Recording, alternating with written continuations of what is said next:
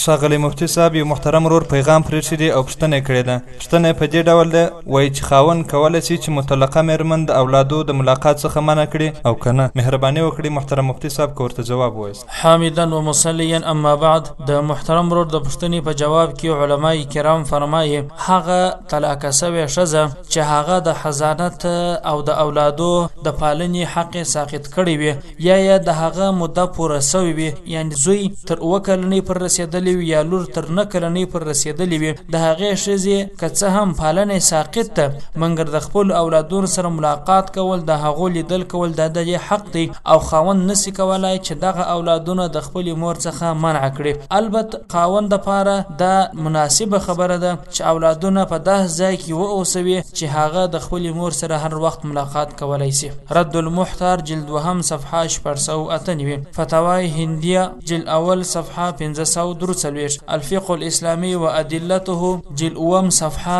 70. والسلام علیکم ورحمة الله وبرکاته.